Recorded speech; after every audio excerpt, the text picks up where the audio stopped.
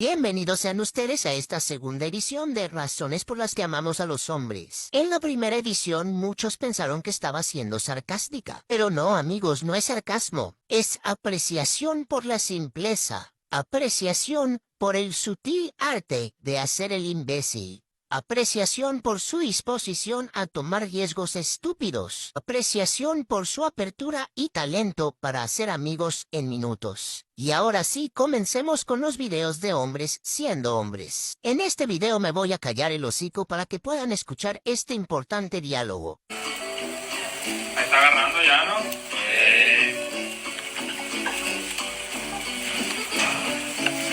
No sé ustedes, pero a mí me encanta este fenómeno. Son 1, 2, 3, 4, 5, 6 vatos solamente viendo cómo se cuece la carne. Cada uno con su chela en la misma posición, viendo fijamente el asador y solamente intercambian esas palabras que escucharon. Y esta escena la he visto en absolutamente todas las carnes asadas a las que he ido en mi vida. O sea, esto no solamente pasa en las carnes asadas en las que solamente hay hombres. Mientras que las mujeres están por allá preparando las otras cosas para la carne asada y probablemente comiéndose viva a esa amiga que faltó a la carne asada, todos los hombres hacen esto. Yo de verdad admiro esta habilidad de los hombres para solamente estar sin decir nada. Para solamente intercambiar 2 o 3 palabras, sorber su cerveza y saber que todos aquí están en el mismo trance.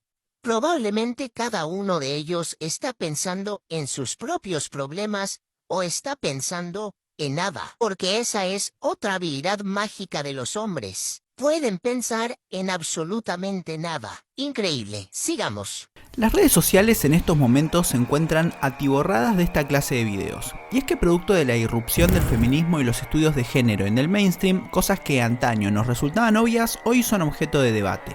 Para vosotras, ¿qué es ser mujer?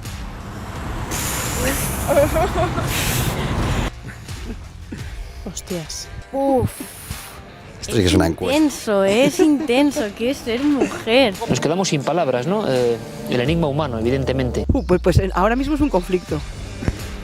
Muy complicado. Muy complicado. Es algo complicado, ¿no? En este caso, la masculinidad, que no son más que un conjunto de actitudes y o características que se le atribuyen a los hombres. Entre estas se encuentran la simpleza, la valentía o la predisposición a tomar riesgos, el compañerismo, la creatividad e incluso el sutil arte de hacer el imbécil. Todos estos rasgos, según diferentes personalidades de internet, como la chica que veíamos recién, son inherentes a los hombres. No es socialización, cultura o presión social, es naturaleza. El pintor austríaco estaría orgulloso. Ahora bien, lejos de comenzar un debate interminable sobre el género y sobre cuánto de lo que le atribuimos a este es natural y cuánto cultural, lo que decidí hacer, y en sintonía con los colegas de la parrilla, que lo que buscaban era parodiar esa masculinidad prosaica tradicional, por más que nuestra amiga no lo haya interpretado así, es analizar una obra que lleva la sátira sobre la masculinidad a otro nivel. Una que logra reírse de todos los clichés habidos y por haber alrededor de esta, logrando divertirnos e incluso enseñándonos algo en el camino. Hoy no voy a hablar ni de películas ni de música, sino de videojuegos. Y qué mejor que empezar con una obra que marcó una época y que sin lugar a dudas supo y sabe representar al jugador promedio a tal punto, y como vamos a ver ahora, que logra caricaturizarlo y poner de manifiesto todas sus fantasías, anhelos y proyecciones. Amigos, llegó la hora de hablar de Doom.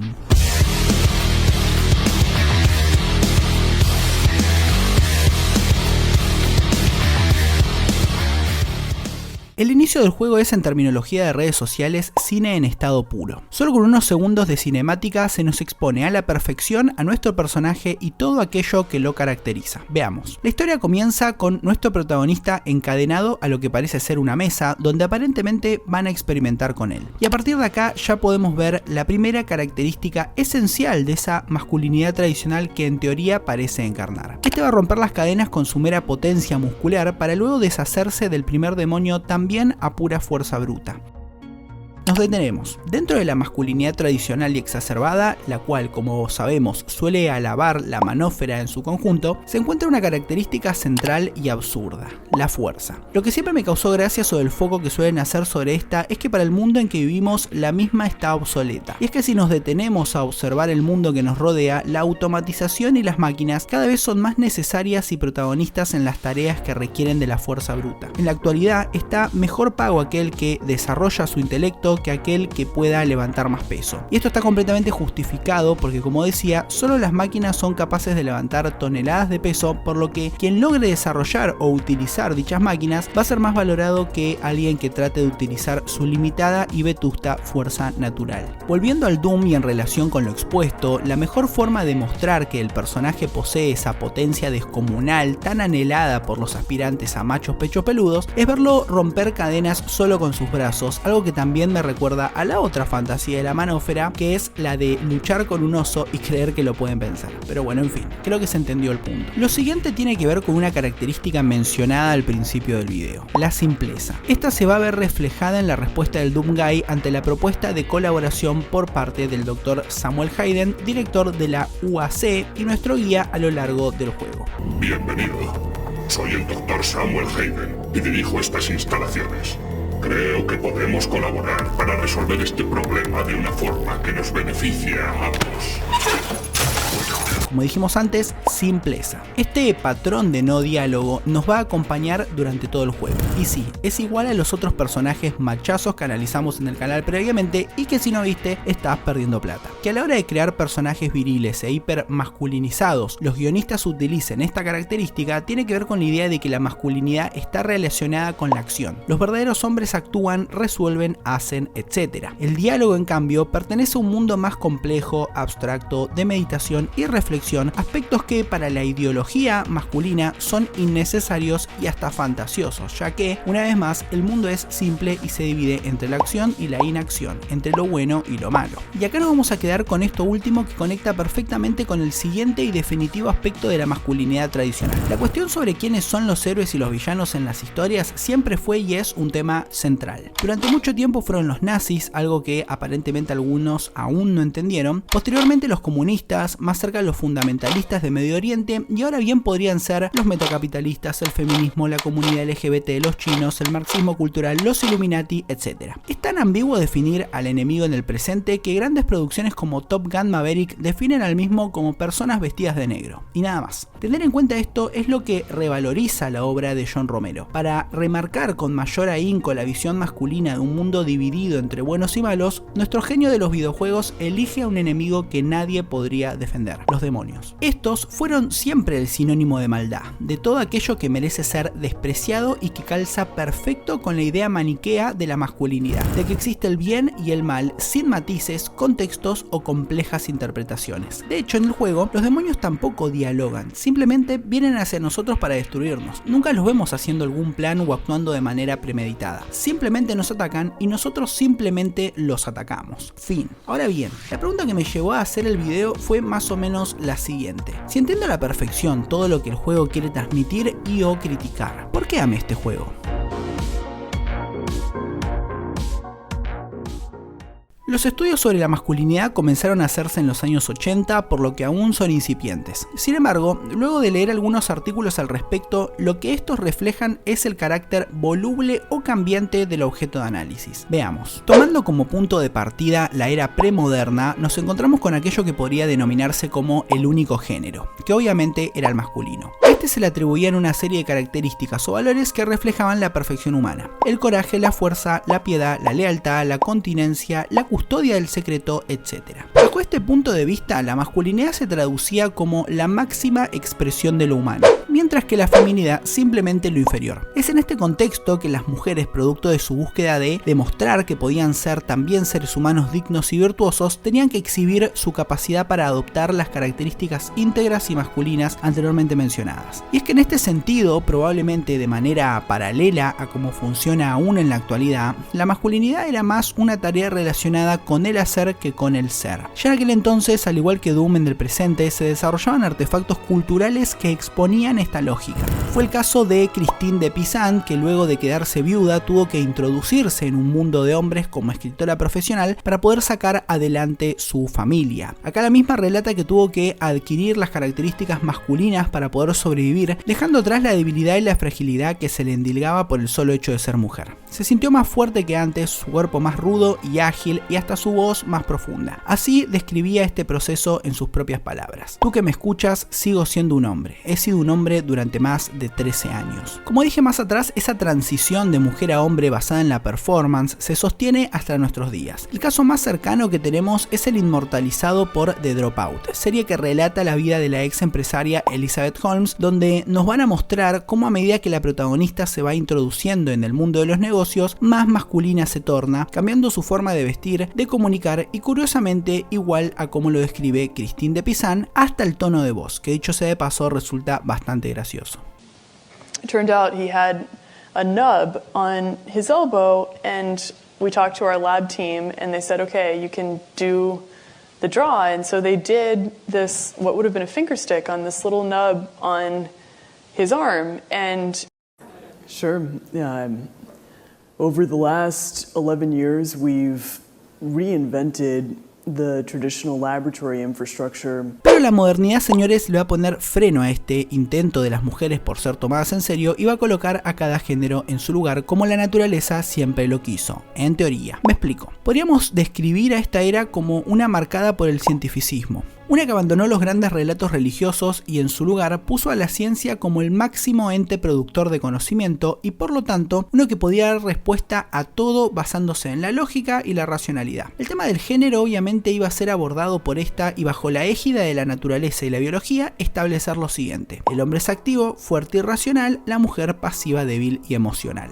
¿Les suena? Sí, es el mismo discurso reaccionario que suena hoy constantemente en las redes sociales. Pero ¿realmente la ciencia encontró esto como una respuesta incontestable por parte de la naturaleza? Bueno, no. Al escarbar un poco nos encontramos con que esta teoría incontestable lo que trataba de esconder era la intención de sostener unas relaciones jerárquicas entre sexos que lejos estaban de reflejar el ideal de derechos universales planteado por la modernidad. Expliquemos esto. Bajo la lógica de que la naturaleza de la mujer es la emocionalidad, o sea, la no racionalidad, resulta coherente que no pudieran votar, ya que esta actividad requería de cierta reflexión, cierta lógica, características que aparentemente le eran esquivas a las mujeres. Bajo estos mismos razonamientos, la mujer no podía estudiar ni trabajar, básicamente su ámbito era el privado, el de la familia y la casa, lo que se conoce como las tareas de cuidado. Mientras que para los hombres quedaba reservado el ámbito de lo público, el trabajo, los estudios, la política, etc. Esto obviamente suponía una ventaja para los hombres, pero sobre todo una manera de sostener relaciones jerárquicas y coercitivas. Veamos. Si el único que podía trabajar era el hombre, ¿quién iba a tomar las decisiones económicas en la casa? Exacto,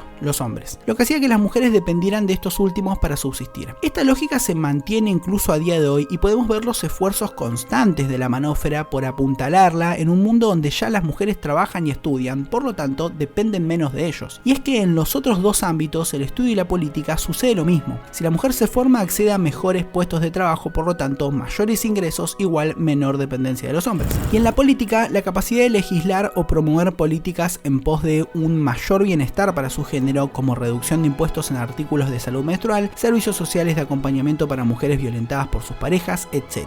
Ahora bien, como pudimos ver, la posmodernidad, etapa que en teoría estamos transitando, está desvaneciendo el relato impuesto por la modernidad y reconfigurando así lo que entendemos por femenino y masculino. Exactamente, otra vez. Ya vimos que la mujer puede trabajar, estudiar y ejercer la política sin problemas, por lo que podemos superar de una vez por todas estas pseudo teorías alrededor del carácter natural del género. Y es que el punto que quería hacer explicando la transformación del género a lo largo del tiempo tiene que ver con lo fundamental que resultó siempre el contexto para establecer el significado que le dimos a este. Sin embargo, existen valores asociados a la masculinidad que lograron sobrevivir al paso del tiempo y se sostienen hasta nuestros días: la fuerza, la violencia, el honor y la alexitimia, entre enormes comillas, claro. Mientras que las mujeres se cuestionan y reflexionan sobre la feminidad, los hombres preferimos no hablar sobre la masculinidad y mucho menos cuestionarla, e incluso están quienes buscan reafirmarla a como de lugar. Lo loco sobre este fenómeno es que aquello que se catalogó como masculinidad tóxica lo es en tanto y en cuanto afecta a las mujeres, pero nunca mientras lo hace con los propios hombres. ¿Pero es realmente así? Bueno, mientras que asociamos la violencia a la masculinidad, entonces sí, es claramente tóxica, y así lo demuestra la estadística que postula que cerca del 95% de los homicidios a nivel mundial son cometidos por hombres y el 80% de las víctimas de homicidios son también hombres. O sea, muchos hombres cometiendo homicidio contra otros hombres. Pero no termina ahí. Los estudios muestran que el tipo de asesinato más frecuente entre estos es el que acontece en el marco de la pelea, en el contexto del ocio o de bandas que compiten en el ámbito de la delincuencia. Esto lo vemos a diario, no solo ya en la sección de policiales de los noticieros, sino también en las redes sociales, donde lo que empieza como un simple partido de fútbol termina en una trifulca, o ya ni hablemos de los inexplicables conflictos entre automovilistas, donde nunca sabemos exactamente qué originó semejante diferencia irreconciliable. Y por último, las infaltables peleas a la salida del boliche, muchas de las cuales terminan con víctimas fatales. Ahora bien, los estudios muestran que esta preponderancia a exponernos a situaciones violentas está enraizada en la socialización y la cultura, una donde los hombres somos recompensados por ser físicamente fuertes y dominantes y socialmente ridiculizados si nos mostramos débiles o sumisos. Las mujeres, en contraste, son premiadas socialmente por su comportamiento tranquilo, subordinado y pacífico. Debido a que se espera que los hombres sean violentos y las mujeres pacíficas, hay hombres y mujeres que viven para satisfacer esas expectativas. Una vez más, ¿les suena? Creo que queda más que demostrado que algunos de los pilares fundamentales de esa masculinidad que se reinventa constantemente y se resigna a morir son fundamentalmente tóxicos y perjudiciales para nosotros mismos, siempre y cuando consideremos que morir por literalmente cualquier huevada está mal, claro. Pero incluso luego del expuesto, continuamos negándonos a erradicar estas conductas o a fetichizar estos valores. ¿Por qué?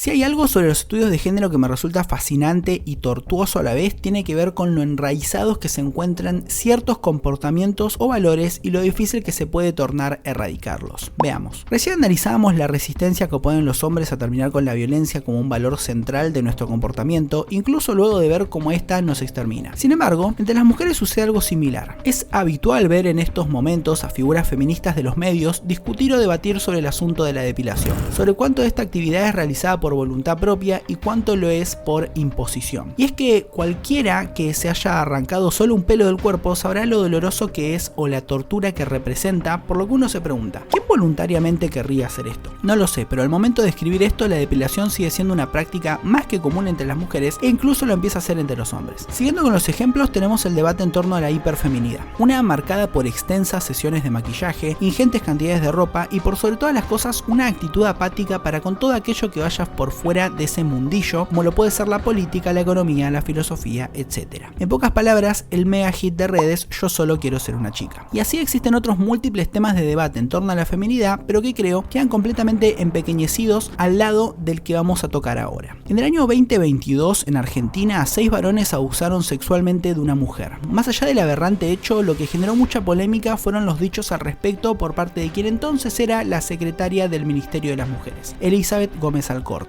No son monstruos, son varones socializados en esta sociedad. Estos dichos fueron la comidilla de las expresiones de derechas de las redes sociales que quisieron postular esta expresión como una forma de justificar a los abusadores o defenderlos, ya que los mismos eran militantes y habitués de cursos de género y de construcción masculina. La búsqueda de la derecha reaccionaria era tratar de exponer cómo aquellos que participan de estas actividades en realidad son hipócritas que transitan estos espacios para llevar a cabo sus fines perversos. Sin embargo, este hecho demuestra algo aún más intrincado y pone de manifiesto la complejidad que representa aquello a lo que nos enfrentamos, la socialización. En su video, Desmontando el discurso Red Pill, la graduada en filosofía por la Universidad de Barcelona, Aime Román, explica con maestría, entre otras cosas, cómo es la propia masculinidad normativa la que produce dolor y autoflagelo entre los hombres. Veamos. En nuestra sociedad el sexo es más que el mero acto de reproducción entre seres humanos. Es además una actividad de reivindicación de la masculinidad. ¿Cómo funciona? Primero, regulando la actividad sexual de las mujeres a través de la estigmatización. Aquella mujer que viva libremente su sexualidad será denigrada y marcada con una suerte de letra escarlata, puta o trola en Argentina. Algo así como esa gran peli protagonizada por Emma Stone, Easy-E, donde la protagonista, luego de que se difundiera la mentira de que había perdido su virginidad, pasa a ser señalada y hostigada por todo el colegio, al punto de llevar literalmente una letra escarlata en su pecho. Dicha regulación de la actividad sexual de la mujer sirve principalmente para sostener una vez más las relaciones jerárquicas entre hombres y mujeres, una donde la mujer le debe su sexualidad a un solo hombre, mientras que éste puede hacer lo que quiera con la propia. Una vez que entendimos esto, podemos pasar al siguiente punto. Gracias a la exitosa regulación de la sexualidad de la mujer, acostarse con una se puede tornar una tarea de esfuerzo, de mérito y por lo tanto que merece la pena ser reconocida. Es por esto que el hombre que se acuesta con múltiples mujeres es un genio, porque es aquel que logra romper las férreas barreras de la contención femenina impuestas con éxito por los propios hombres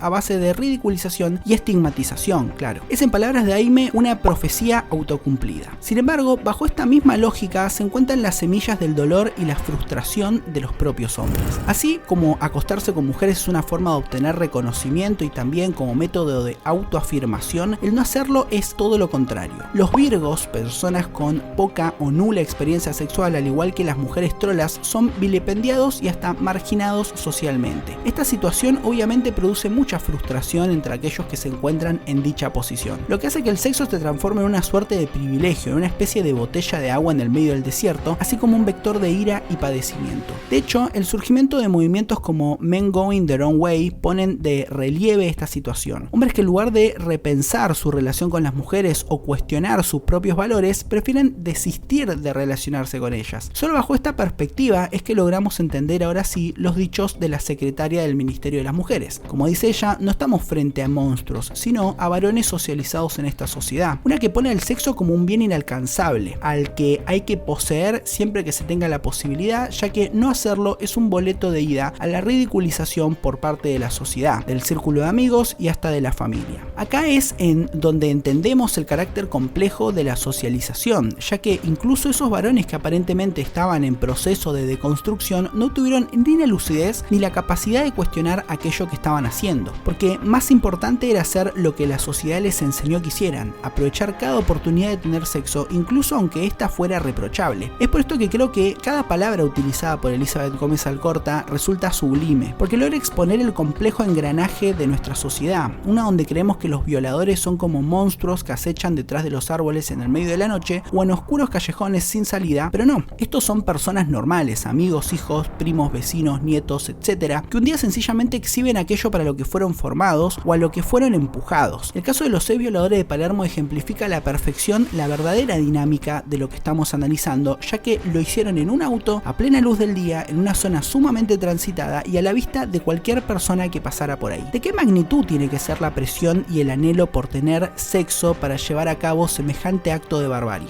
Este es solo un ejemplo más del daño que le hace la masculinidad tóxica y sus valores, principalmente a las mujeres, pero también a los propios hombres, ya que al momento de escribir estas palabras, 2 de los 6 imputados enfrentan penas de hasta 6 años de prisión. Entonces, ¿en qué quedamos?